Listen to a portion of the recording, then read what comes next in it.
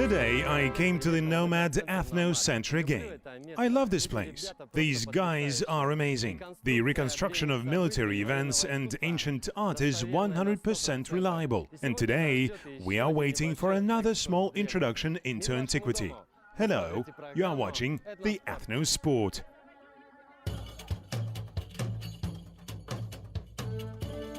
Almost all the nomad games were related to military practice, because in the steppe there always was a threat of enemy attacks.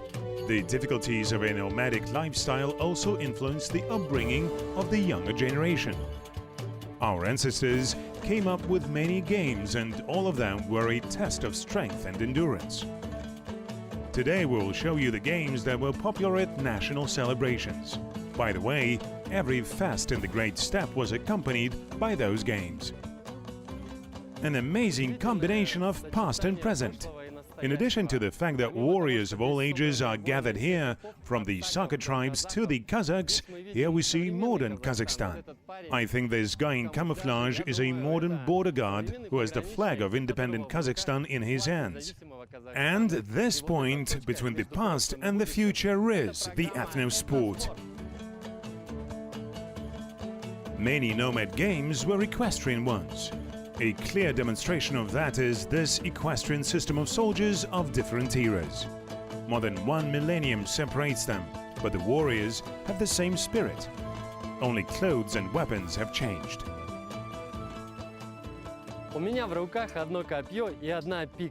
I have one spear and one pike in my hands. And what do you think is the difference between the two? That's right, the difference is the size. This is the case when size matters. The pike was used mainly during a horse attack, in order to have a remote advantage over the enemy and to hit him at a distance. But the pike weighs a lot, and using it for throwing is inconvenient and probably impractical. But the spear is the instrument, the military gadget, which helped to hit the enemy at a distance.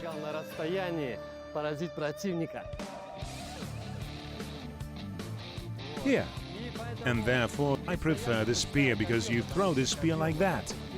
Hit someone there, then walk over, pull it out and throw it again.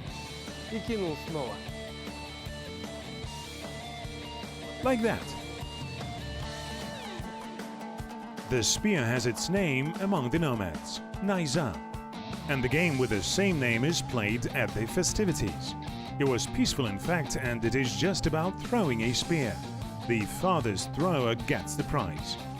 According to the Kazakh folklore, in those days there were 13 types of spears and types of pikes. By the way, the battle of horse riders with the pikes was called sayis. This game was played at especially large celebrations. The goal of the fight was to knock an opponent out of the saddle. Pay attention to these four heroes who are sitting behind me. One of them is the very famous artist-restorer Krim Altenbekov. I want to say hello to him. Krim, hello. Hello, dear. Later. Now they are busy with a photo shoot, but later we will definitely interview Krim, if he does not mind.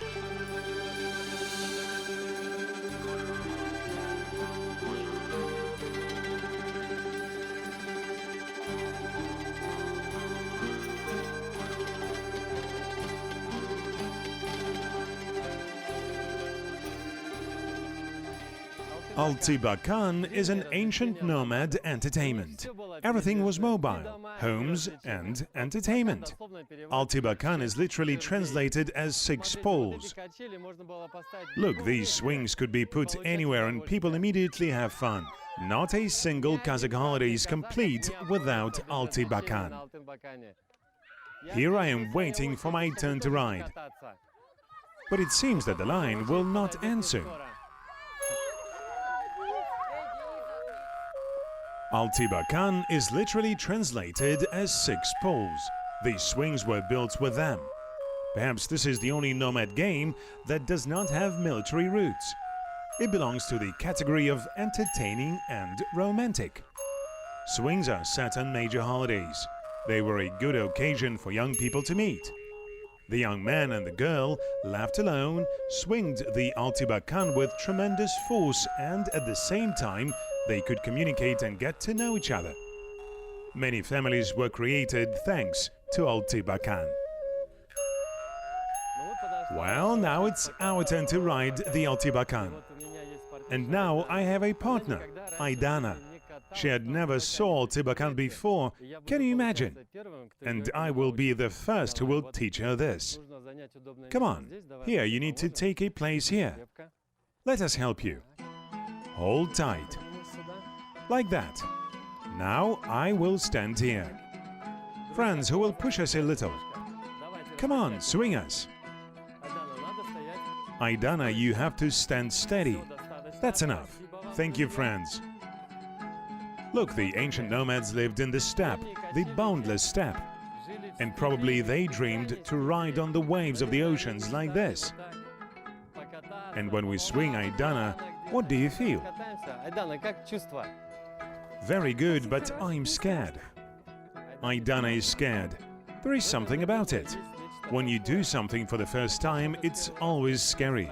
But then you like it, and you would wish this never stops. Isn't that fast? She closes her eyes.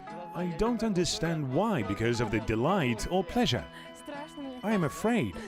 Is it really scary, huh? You can go down a little bit, and like that, it will be more stable.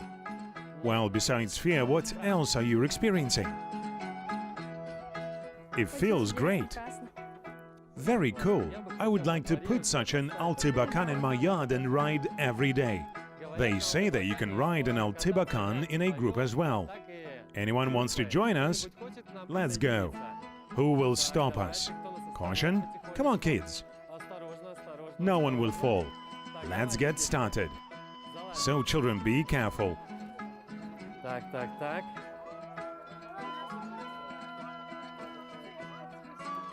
Now I will swing. That's it. Начинаем. Так, дети, осторожно. Сейчас я. Вот так. Now we have such a train, look. Do you hear a song? It is perfect for this situation. Как нельзя в тему. Aidana squints all the time. Is your head spinning? Не кружится? Нет, значит, No. удовольствие. In the old days, girls before getting on the Altibakan ate a piece of dry salty curd. It calmed them and saved them from dizziness. While there is still a lot of other entertainment in the Nomad Ethno Center. For example, I want to go shoot a bow. Therefore, I'm ready to give up my place in Altibakan to anyone who wishes. We are stopping. Hold on tight. That's it. The main thing is safety, children. The main thing is safety. I'll go to shoot from the bow. I swung a lot. The ethnic center Nomad has weapons for every taste, so I got myself a bow and arrow. I want to practice bottle shooting, but first I want to talk about these weapons. Well, first I want to say that this is an exact reconstruction of the Saka tribe's bow. As you can see, it is very short, but extremely powerful because it is composite. It is short because it is convenient to fire from a horse in any direction, forward or backward. That is, you can work in all directions. I have 2 sets of arrows. These here with white plumage are fighting arrows. I will probably shoot them, of course. Here, I have everything I need, even such a finger tab. Now I will explain why. Here it is. It is also called the Mongolian grip. When we hold the bowstring with our thumb, we pull it. This little thing, a stopper, goes as a latch for the arrow. Archery had several options: standing on the ground, sitting on a horse, and while galloping. In ancient times, the target in these games was a silver disc, which was hung on horsehair and tied to a wooden bar.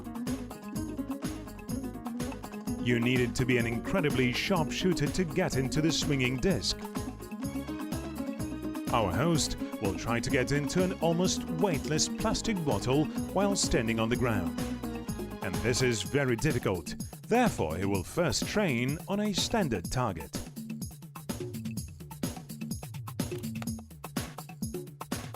So this is like milk in a sport. Well, I think like any weapon, it requires practice. Because the weapon is not mine, I do not know how it shoots. I get it. Let's make a correction. In general, according to various sources, the archer's shooting rate could reach up to 20 arrows per minute. 3 arrows, and I never hit the target. Now,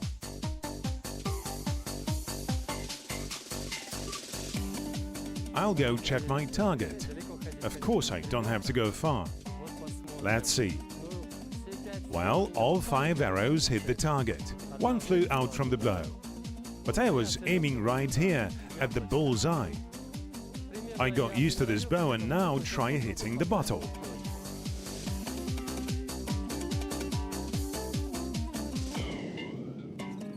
Imagine this, a warrior stands during a battle and showers an enemy with arrow shots.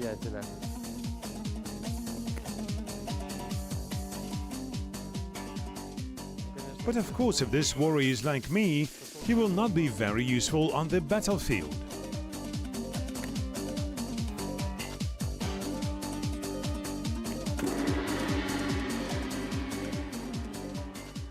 Got it! I do not know whether to rejoice or not because this happened only after the 20th time.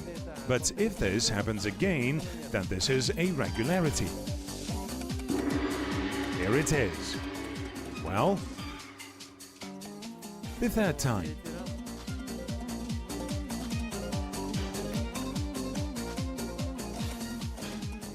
So there are only 2 arrows left in my quiver. Let's imagine that the enemy is rushing at me. And he also has 2 arrows. Well, now it is who wins whom. That's it. It was enough for him. Here it is. In general, any weapon, as we see, requires practice. I tried, and we don't take it. In the poetic folklore of the Kazakhs, an indispensable attribute of the warrior were bow and arrows. They were not only weapons in battle, but also sports equipment at large nomad celebrations. Historians say that the size of the bow ranged from 70 to 120 centimeters. Let's see how this weapon works on the opponent. Well, sports arrows, of course. But in any case, I think my opponent did not have a single chance to survive. The arrow hits directly, clearly, pierces through. That's it. Well, I shot from the bow enough. I swung on the Altibakan, I'll go something else. Modern athletes have special training suits. They are very different from those that our nomadic ancestors wore on themselves during games and battles. Today their clothes may make someone smile, but they were more practical and functional. They attached particular importance to headgear. And this is evidenced by artifacts. Friends, I want to introduce you to a very amazing person. He's very famous not only in Kazakhstan but also in other countries. This is the artist-restorer Krim Altinbekov. He has recreated many artifacts that we can see in modern museums. In particular, probably the most famous one is Altyn Adam, or Golden Man. In my hands here I have the reconstruction of the headdress of the Saka time, and it is called Kula hood. This is an ordinary clothes of the nomads of the Saka time. It is made of thin felt. In the summer you feel cool, in winter it is not cold, light. Naturally, they decorated it according to the status. It depicts 4 griffin heads, all of which are connected together in a swastika, solar sign. But on the outside, in exactly same way, there is a fabulous griffin. He has a mane. We call it phoenix or golden eagle, some rook in different ways. He is given different interpretations, but in fact, as the nomads said, they wanted to be equal to a golden eagle, for example, so that they fly high in the mountains and also reach the top of the mountains. And they always equated themselves with birds. Therefore, it is considered a sacred bird. That is, it turns out that if a person wears an image of these mythical animals, then he gains their strength. And he becomes like these fantastic creatures. And what do you think? The reconstruction that we saw here on the show, how accurate is it from the point of view of history, from the point of view of science? Today I saw how this armor was made, weapons. They are of different times, starting from the Saka times, including the Turkic times, the Huns, etc. But they were done with love. It can still be brought to the perfection. Young people, do you see that? How do they ride horses? How do they show technology? The young people are amazed. Good luck to them. Experts believe that all modern sports have grown from the cultural heritage of nomads, which is completely permeated with martial arts. It is no secret that those types of Olympic sports that are now practiced and appeared in Europe почти все они либо имеют аналоги в восточных видах спорта. Almost all of them either have analogues in Eastern sports, either were directly borrowed from there or processed during the period of English or French colonization.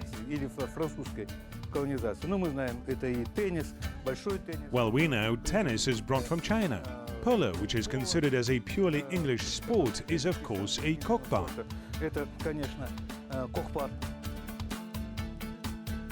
Yafrant Imanbek, along with his colleagues, conducted polo and kokbari studies, and scientists came to the conclusion that this sport dates back to the ancient hunting. It arose at a time when animal husbandry was not developed. Thus, kokbari is a game of ancient nomad hunters.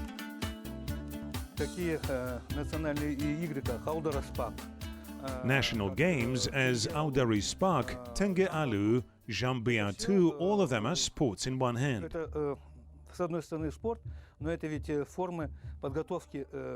But these are, after all, forms of preparing a nomad, a steppe man for his daily life, which soldiers unfortunately practiced every day.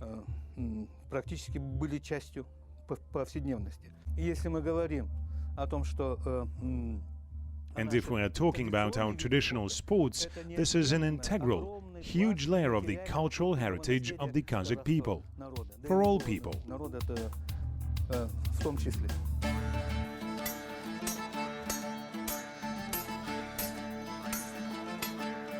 You are late. You need to do that immediately. And a little hope for strength. If you think about pushing it, you won't be able to make it. Here is the rotational motion. You didn't direct it right away. It will smash you. But this is all good. All in all, for such a short time, the fight is great. And as to a true nomad, mastering all nomadic sports and weapons, I wanted to hand you the Saka cap from me personally. This was done by Daniya, our master by Daralin. Here is a real Saka hat. Wear it. You can't do it without hat, otherwise you will hit your head. It's kind of like becoming a knight, right? Yes, here is such an initiation of you. The hat is not just a headdress. The Saka hat has a very deep symbolism. These are two figures connected, a circle in the sky and a square in the earth. Above it is narrowed, downwards it expands. This means that now you are acting on earth according to the will of heaven. Friends, from this moment, I act according to the will of heaven. Watch the Ethnosport. See you soon.